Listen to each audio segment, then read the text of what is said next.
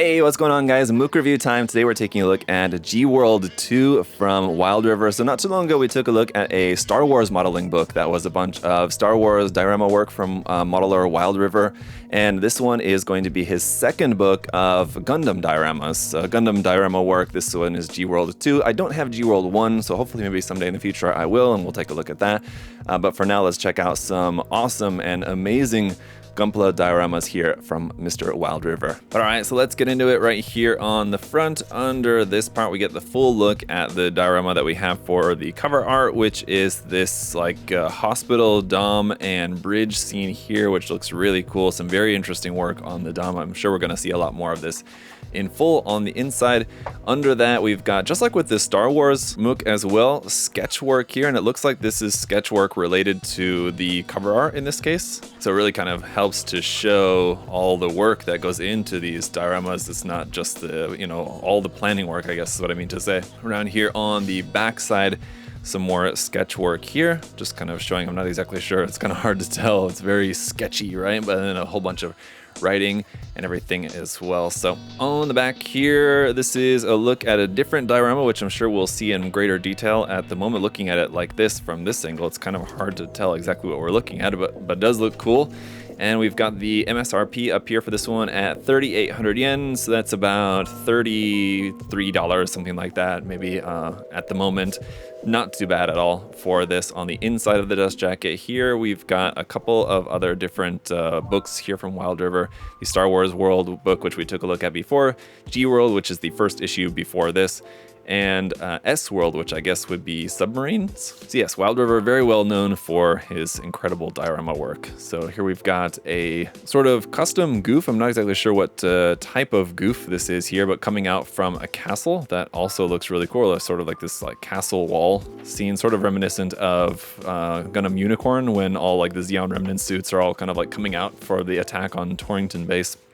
Starting off here with a little introduction as to like who is Wild River, I guess there it looks like. Everything, of course, is going to be in Japanese as usual here for this Mook, but I'm sure a lot of really cool information. Got the table of contents right here. And we're off with this really cool kind of G-World 2, and in each single like frame here of the lettering is a little peek at what we're going to see for some of the dioramas. So right off the bat with the diorama from the front, Flucht aus Odessa. I'm not good at all about pronouncing German stuff. I don't know any German at all, so I'm sure that's mispronounced. But anyway, so not only do we have the hospital dome, we've also got some like hospital trucks here and a lot of different character figure elements and everything here in this cliffside with the bridge. It's a very, very interesting composition where, I mean, like the dome is sort of like the main subject, kind of, but it really is only just kind of like one part of the entire scene. So that's really kind of quite interesting. All right, so here on the next page, we got a bunch more detail images, and there's just going to be a lot in this Mook that I can't show you guys, every single little detail of every image, but there's a lot of really great work. That's one of the things that makes Wild River's dioramas so interesting to look at, is that they're just packed with details. So like even we've got these two little like onlooker guys who are down in like the corner of the scene. We're just kind of like watching what's going on. I really love the design of these containers that the dom is carrying, one on in hand and one on its back. They're different but kind of similar, but they kind of really do look like sort of like train cars that are just remade in, not that like model kits, but they're made to look like containers which can be loaded onto a train or a truck or something, or just like transported by a mobile suit, I guess here. So something like that. I mean, you could just kind of see how much attention was paid to all the details to really create a story here. I love this work here on the legs as well. You have all the exposed frame at the dom's lower legs, and you have like these like cloth coverings over that. Again, very cool. So I mean, you can just imagine like maybe why were those parts omitted? I don't know, just to maybe those parts were needed for repairing another dom. It does have a rifle here on the back, so it is able to perform in combat, I guess, if needed. But anyway, just a lot of really interesting work. Scratch building the bridge here, it looks like. The containers, customizing everything with some scratch building and kit bashing different parts, creating the cliff, like actual natural part of the scene, the cliff and all the terrain up on top. there's again like kind of the sketch work of that. All right, another inside cave sort of scene. It looks like, no, is it? No, it's just kind of like next to a cliff again here, sort of for this one with the, oh man, killing me with the German words here on this one. White Night Walker is what I'm going to call that one. It's got that in German as well. I'm not sure how to pronounce it, but White Night Walker. This one, we've got a gym up against a cliff and this whole sort of like winter camp scene here. It looks like very cool photography in the dark, sort of meant to look like a night scene here, where we've got like the spotlights and it looks like some crew members maybe working up here on the gym, and then some campfire down here at the bottom. Here we can see it like in the daytime, where obviously as us like viewers talking about this diorama, we can see everything a lot more clearly here when it's like lit as if it was in the day. And this is probably actually photographed outside as well, I would imagine. But and you can see there's quite a bit of text not here on this page, but I think it is probably meant to be seen, considering it's White Night Walker. Probably meant to be seen like this in the dark, but I do really like that we have the inclusion at least of this image here to see it like in the full daylight, just to see it a bit more clearly. But yeah, there's a whole bunch of text here across the bottom.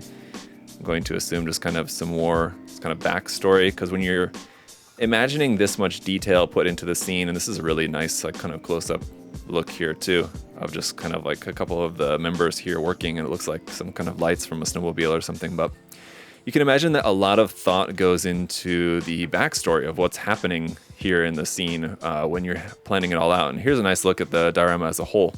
It's really cool to see. So you can see it's really not that big. I'm guessing it's 1/100 scale. But man, if you look at like the close-up images down here, and I was trying to figure out where this was too. So it looks like this part of the scene here with the couple of soldiers and like kind of snowmobile is up here like on the top of the cliff, kind of on the other side of these like kind of branches there. So it's like a two-part diorama, and it looks like this part and this part are not even in the same scale, so like a little bit kind of showing different kind of scenes of what's going on, and they're in different scales. It looks like this is probably more like 1/35 scale or something, while the kind of like larger scene is probably 1/100 scale, would be my guess. But again, really interesting. Anyway, as I'm trying to say here, there's probably a lot of thought about the backstory that goes into that. So it's really cool to have a lot of text included in here to just kind of help to kind of explain that, to kind of, for us as viewers, studying what Wild River is doing here and what he's trying to make in these dioramas, and obviously trying very successfully as well.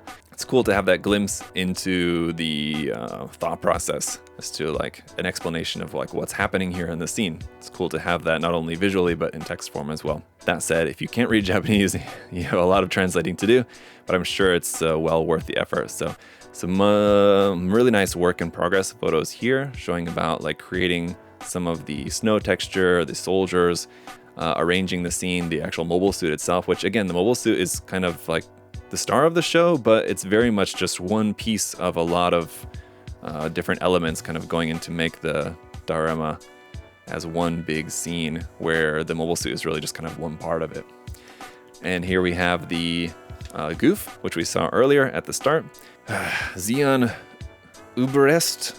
I'm sure that's mispronounced, but again, yeah, I'm just going to really struggle through the German in this one, so apologies to you guys who are German or speak German or just know more than I do.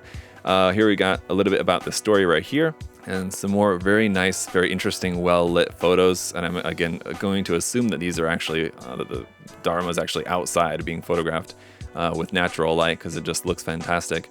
It's the kind of thing that, like for this particular photo down here, for example, I mean, in this photo, we can't really see the diorama itself all that clearly, but it just makes for fantastic photography just because of the way that it's photographed, just makes it look so realistic. You can imagine just like a photograph like this of if this were a real scene. I mean, you wouldn't see everything like super clearly because it's not meant to be, or it shouldn't look like a diorama. It should look like a real scene, right? I mean, it's one of the things that Wild River does so well. It's just, again, it's just the amount of detail added in to make it look so realistic, where not only do we have the goof here, which is like the one part, and then the whole kind of like castle itself, and in different areas of the castle that are kind of crumbling away and different areas that are more intact. Then you have on the backside this whole like scaffolding aspect of like wood where it's either like being repaired or this is just kind of like makeshift scaffolding because this is being used as a, I don't want to say base, but sort of a military position here. And you can see like up on the top of the castle, there's like a missile truck with like some missile pods up on there on it. So very cool. Here's our work in progress section for this. You can see it's kind of like the very early stage of just kind of planning everything out with the goof and just kind of the main shape of the castle. And then everything that goes into the work in progress on the mobile suit, creating the brick texture all around on the wall surface, all the rubble and everything, the wood scaffolding. So a ton of work. All right, I'm not gonna mess with the German anymore. This is a desert scene with a gun cannon. This is one I've seen. Some of these I've seen before, briefly, either just like posted on Twitter or something else. This one is one that I know I've seen before, I believe in another book at some point. Maybe not quite in this as much detail as we're going to see it here in this book, but I'm sure I've seen this diorama before. It's very cool. I don't think, as far as I can remember, it's not one that I have seen in person. I don't believe so. But again, a very cool scene here with a very highly customized gun cannon, and you can just really see the kind of backstory behind this, how this is a machine that's certainly been in use and is still in use here with this big piece of rubble up here at the front. It's sort of like a makeshift natural shield there that the gun cannon is behind. So it's kind of interesting to even, when you're planning a diorama, to like put your main subject sort of behind something else, right? You would normally think like you don't want to do that because you want like people to be able to look at the diorama and be able to see the main subject, right? So it's a kind of interesting choice to really kind of almost hide the mobile suit behind these palm trees and behind this big like concrete slab. But I mean, like looking at the scene again, realistically, it does just make it look that much more believable as an actual scene. As like, okay, yeah, they would want to hide the gun cannon, sort of. I mean, as best as they can hide a gigantic mobile suit, try to hide it and protect it. So it's really cool to see how that's imagined here in this case. So a lot of really very interesting aspects. And like I said before, we're kind of taking a very brief overview of everything, but if you really go in and like look at the details like really closely in on a lot of these photos, I mean, there's so much to see.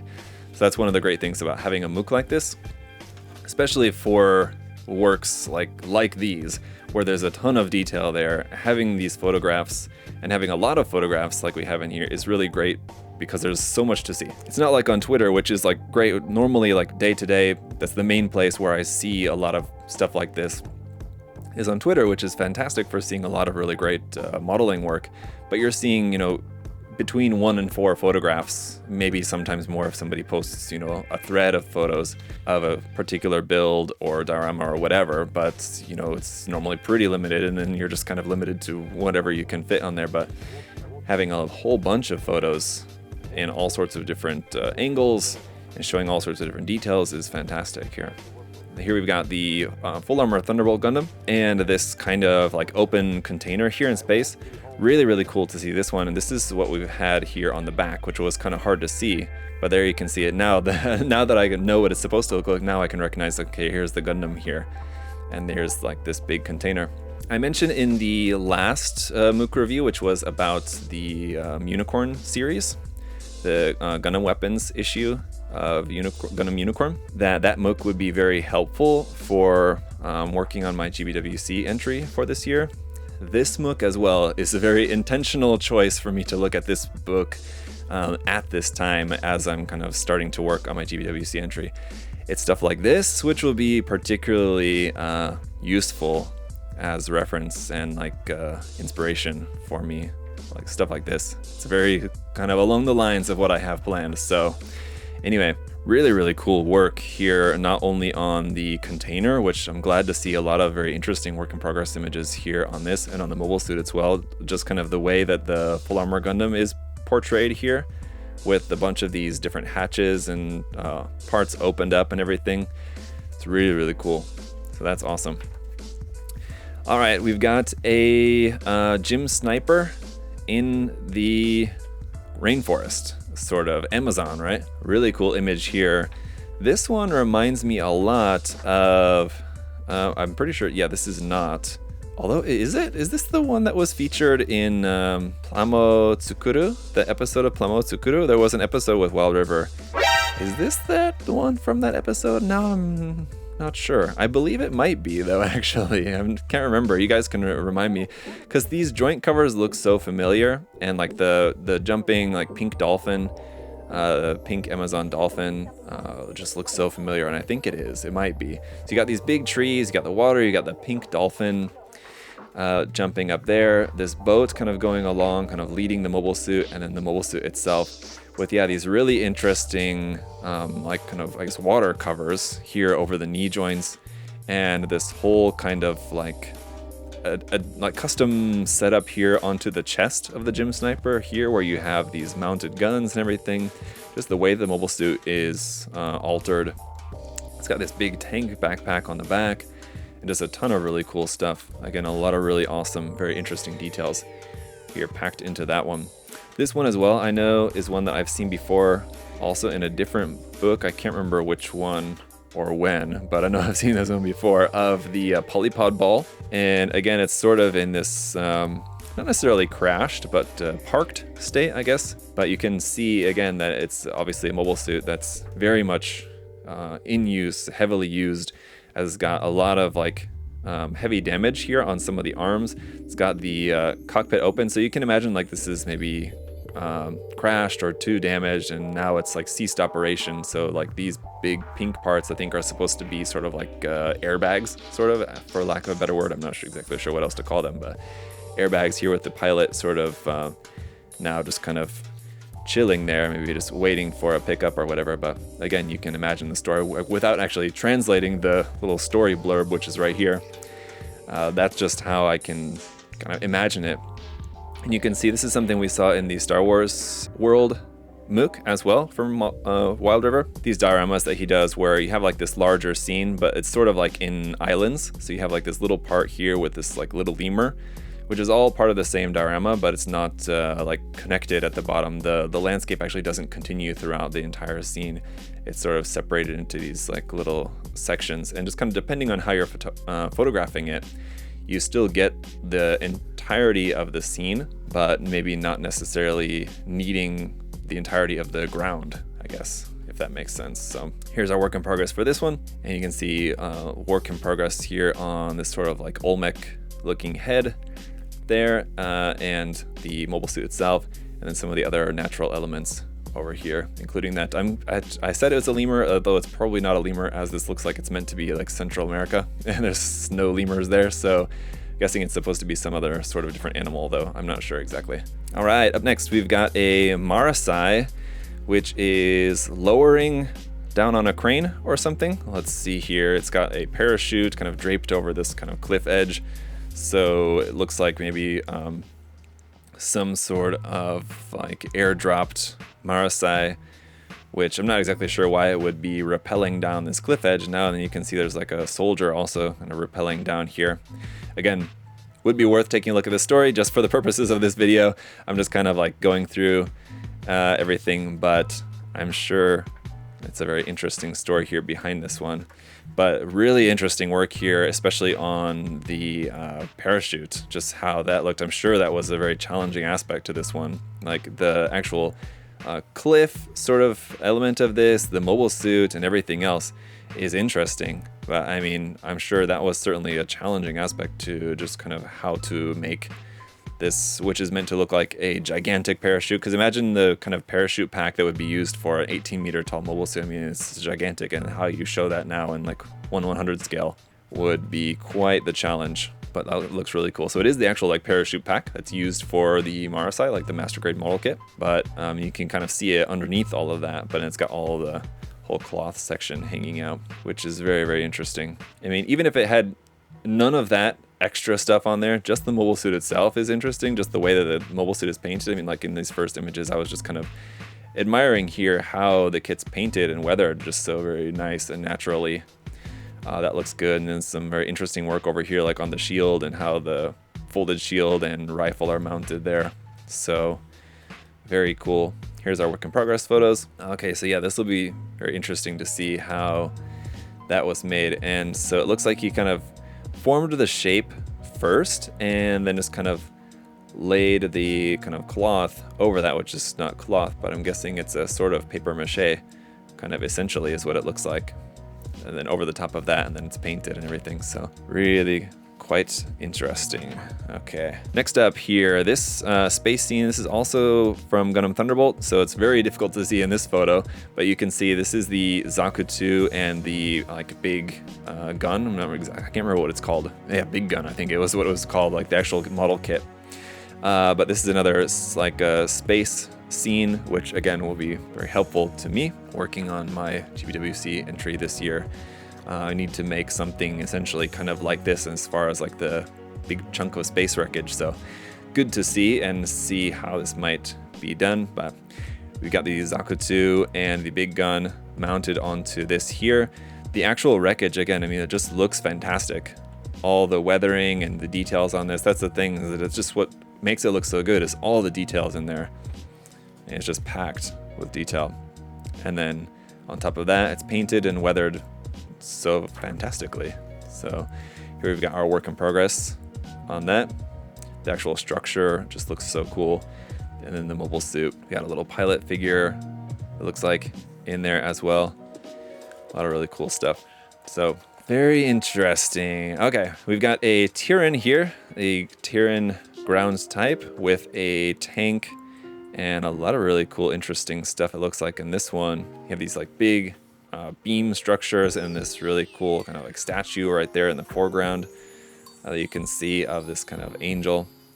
Very interesting scene. Again, where the Tyran is the main subject, I guess, but it's really just kind of a part of the entirety of the scene, which has all these really interesting elements going on with this tank here and the crew members up there. It looks like the Tyran is probably downed. It looks like destroyed, or at least immobilized. And so it looks like the crew and like the hospital like rescue crew here, it's like pulled up and taking the pilot out of the cockpit here. So really cool, kind of showing a somewhat chaotic scene, but just kind of interesting in the way that it's presented. It's sort of like a statue. I can't remember what the name of the statue is, with the Mary holding Jesus in her arms, like that, if I remember correctly, is what the statue is. Kind of, that's what it kind of looks like here with the soldier pulling the pilot out of the cockpit there. So just kind of reminds me of what is somewhat peaceful looking scene, despite what is probably, you know, in the story of what's actually happening, probably a very chaotic moment there. So I don't know. Okay, Wild in Gundam Hobby Life. So Gundam Hobby Life, I feel like, is probably where I've seen a couple of these model kits before. So that would be the GHL here. And so I think that these are a couple of his like collaborative works. So I know he's done a number of these collaboration works where he and another modeler will work together. Normally what it is, it's like another modeler is doing like the work on like the main mobile suit, and Wild River is doing the diorama around it, which I believe was the case here with this Zok in this sort of like aquatic launch hangar. You can see it's kind of like supported here, and there's a bunch of crew, and it's this big hangar scene with the water at the bottom.